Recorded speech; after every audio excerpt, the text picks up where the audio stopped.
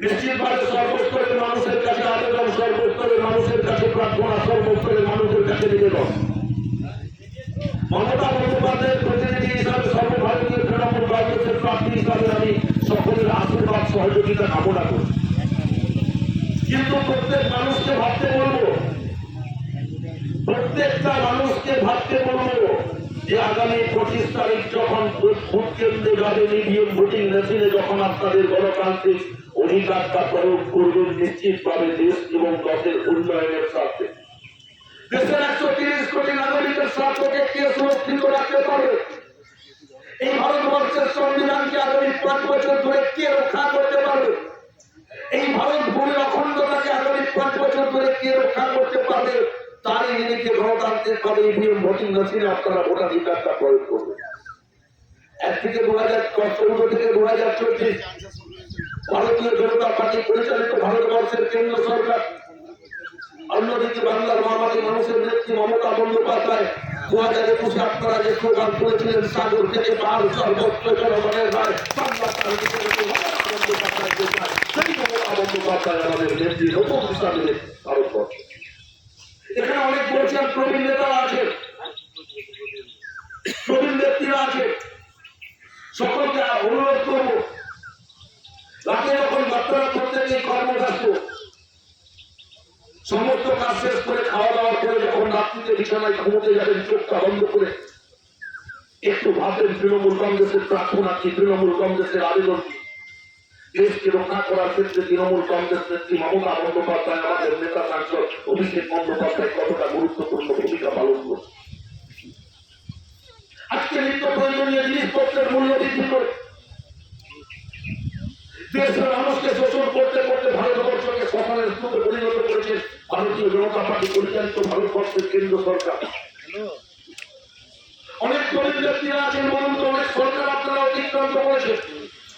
এখানে অনেক মানুষ আছেন যারা সিদ্ধার্থ শঙ্কর রায়ের গভর্নমেন্ট দেখেছেন, যারা জ্যোতিবাবু মুখ্যমন্ত্রীর গভর্নমেন্ট দেখেছেন। বুকে হাত দিয়ে বলুন যে যে সমস্ত সরকারকে আপনারা অতিক্রান্ত করেছেন, সেই সমস্ত সরকার আজকে মমতা বন্দ্যোপাধ্যায় নেতৃত্বাধীন মামাটি মানুষের সরকার যেভাবে মানুষের পাশে মানুষকে সমস্ত ধরনের পরিষেবাটা পৌঁছে দিয়েছে, সেদিনকে কি সেই রাজনৈতিক দলের সরকারগুলো মানুষকে পরিষেবাটা পৌঁছে দিয়েছিলেন? তার নিরিখে ভাবতে বলবো। সেদিনকে কি ভাবছিলেন যে বাংলার 100% বিধবা মা বিধবা ভাতা পাবে? সেদিনকে কি ভেবেছিলেন আমার বাড়ির মেয়েরা উচ্চ শিক্ষায় শিক্ষিত হওয়ার জন্য বিবেকানন্দ যোজনা স্কলারশিপ কন্যাশ্রী প্রকল্পের অর্থ পাবে? সেদিনকে কি ভাবছিলেন একটা গরিব কন্যা দায়গ্রস্ত পিতা তার মেয়ে বিবাহের সময় রূপশ্রী প্রকল্পের মধ্য দিয়ে নগদ আর্থিক অনুদান পাবে? এটা নিশ্চিতভাবে সব থেকেও ভাবেননি। আর আপনারা প্রত্যেকেই জানেন যে একটার পর একটা উন্নয়ন মানুষের কাছে পৌঁছে দেয়। আজকে ভারতীয় জনতা পার্টি, আমি ব্যক্তিগতভাবে বলতে পারি, ছাপ্পানি দেশের 130 কোটি মানুষের কাছে মিথ্যা প্রতিশ্রুতি দিয়ে নির্বাচনী বৈতরণী পার হয়ে সিংহাসন দখলের জন্য পরিকল্পনা করছেন, সিংহাসন দখলের রাজনীতি করছেন। 2014 সালে 15 লক্ষ টাকা প্রত্যেকের অ্যাকাউন্টে ঢুকিয়ে দেবে প্রতিশ্রুতি কে দিয়েছিলেন? কে দিয়েছিলেন বলুন? মোদী সরকার দিয়েছিলেন, মোদীজি দিয়েছিলেন। আজ পর্যন্ত 15 লক্ষ টাকার জায়গায় 15 টাকা কারোর অ্যাকাউন্টে পৌঁছায়নি। অর্থাৎ এই সমস্ত গ্রামে যে সমস্ত ছোট্ট ছোট্ট চৌকিদাররা আছে, এই ছোট্ট ছোট্ট চৌকিদার থেকে তার সিনিয়র সব থেকে বড় চৌকিদার ভারতবর্ষের প্রধানমন্ত্রী, তিনিও ভাববার, তিনিও মানুষকে মিথ্যা প্রতিশ্রুতি দেন। 15 লক্ষ টাকা দেওয়ার প্রতিশ্রুতি দিয়েছিলেন। সবকা সাথ সবকা বিকাশ, সবকা সাথ সবকা বিশ্বাসের স্লোগান দিয়েছিলেন। সবকা সাথ সবকা বিকাশ। আজকে যে একটা ছোট্ট ডিম 3.5 টাকা দিয়ে কিনতে, আজকে 7 টাকা দিয়ে কিনতে হচ্ছে। আজকে যে রান্নার গ্যাস 400 টাকা দাম ছিল, আজকে 1100 টাকা দিয়ে কিনতে হচ্ছে। ডাল, সরষের তেল, জিরে সমস্ত নিত্য প্রয়োজনীয় জিনিসপত্রের আকাশ ছোঁয়া মূল্য বৃদ্ধি হয়েছে।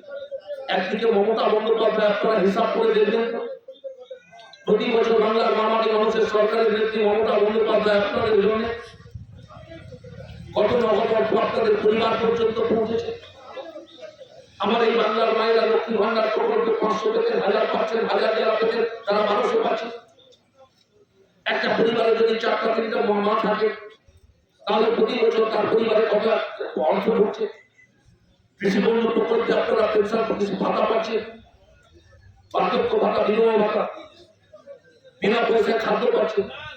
বিনা পয়সায় স্বাস্থ্য, বিনা পয়সায় চিকিৎসা।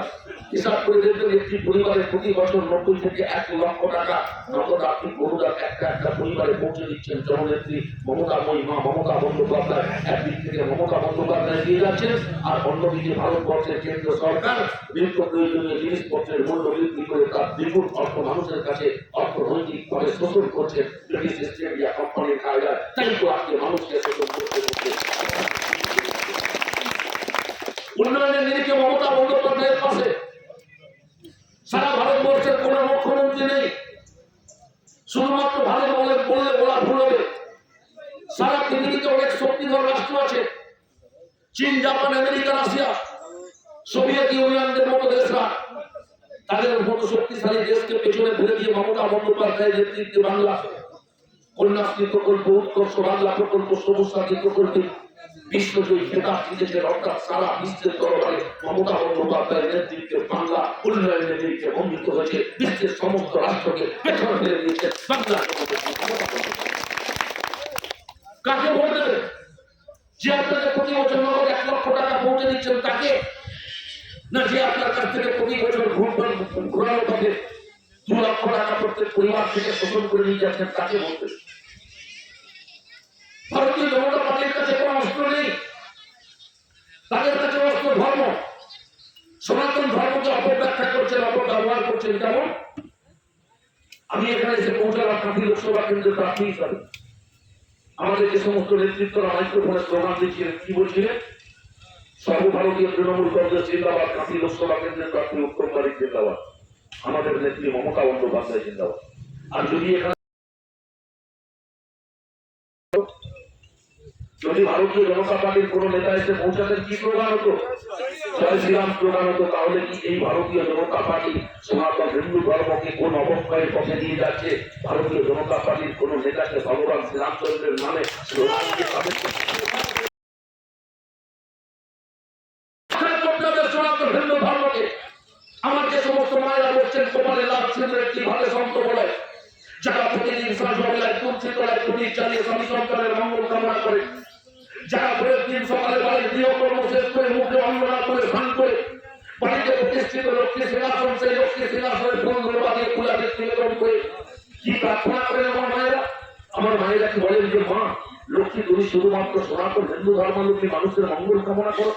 এই প্রার্থনা নিয়ে আমার মায়েরা মা লক্ষ্মীর কাছে ফুল ধরবা দিয়ে পূজা নিবেদন করেন না।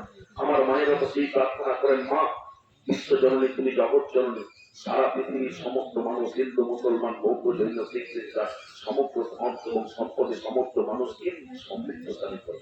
আমার এই মায়েরা আবার দুর্গা অষ্টমীর পূর্ণ লাভকে দশভূজা দেবী দুর্গার কাছে অঞ্জলি প্রদান করতে যান। আমার মায়েরা কি গিয়ে বলেন দশভূজা দেবী দুর্গার কাছে, মা তুমি শুধুমাত্র সনাতন হিন্দু ধর্মাবলম্বী মানুষের মঙ্গল কামনা করো? আমার মায়েরা কিন্তু এই প্রার্থনা নিয়ে দশভূজা দেবী দুর্গার কাছে মঙ্গল কামনা করেন না। আমার মায়েরা সেই প্রার্থনা নিয়ে যান, সর্বমঙ্গল মঙ্গল শিবে সর্বাত্ম কালিকে শরণ্যে প্রতি গৌরী নারায়ণী নমস্তে নমো নমঃ। অর্থাৎ মা তুমি জগৎ জননী, তুমি বিশ্ব জননী, তুমি বিশ্ব ব্রহ্মাণ্ডের সৃষ্টির অধিষ্ঠাত্রী, হিন্দু মুসলমান বৌদ্ধ জৈন শিখ খ্রিস্টান সমগ্র মানুষ তোমার শ্রেষ্ঠ সন্তান। তুমি সমগ্র মানব জাতির মঙ্গল কামনায় নিজেকে নিয়োজিত করো। এই মহেশ্বরের বাবা মহাদেবের মন্দিরে তার চরণে প্রণাম নিবেদন করে আমরা অনুষ্ঠান শুরু করেছি। সপ্তযুগের অগ্রভাগে কি বলছে সনাতন হিন্দু ধর্ম? ব্রহ্মা বিষ্ণু মহেশ্বর তিনটি সিদ্ধ পুরুষ, কিন্তু বন্ধু পুরুষ শক্তির দ্বারা কি সৃষ্টি সম্ভব? আমি উত্তরকারী সনাতন হিন্দু ধর্মের বংশভূত একটি পরিবারে জন্মগ্রহণ করেছি। আমার মা 9 মাস 10 দিন গর্ভে ধারণ করে অনেক কষ্ট যন্ত্রণা সহ্য করে আমাকে পৃথিবীতে মানুষ রূপে ভূমিষ্ঠ করেছে। মুঘল সাহেব আছেন, তিনি ইসলাম ধর্মের প্রতিষ্ঠাতা আস্থা ইসলাম ভক্তা জ্ঞাপন করেন। তিনিও পৃথিবীতে মানুষ রূপে জন্মগ্রহণ করেছেন কোন না কোন নারীর গর্ভ থেকে। সেই নারী কার মা? আবার কেউ আছেন বৌদ্ধ জৈন শিখ খ্রিস্টান ধর্মের প্রতিষ্ঠাতা আস্থা ইসলাম ভক্তা জ্ঞাপন করে, তিনিও মানুষ রূপে পৃথিবীতে ভূমিষ্ঠ হয়েছেন কোন না কোন নারীর গর্ভ থেকে। সেই নারী তাদের মা। অর্থাৎ নারী হচ্ছে সৃষ্টির অধিষ্ঠাত্রী শক্তি। নারী শক্তি ছাড়া এই বিশ্ব ব্রহ্মাণ্ডের সৃষ্টির ইতিহাসটা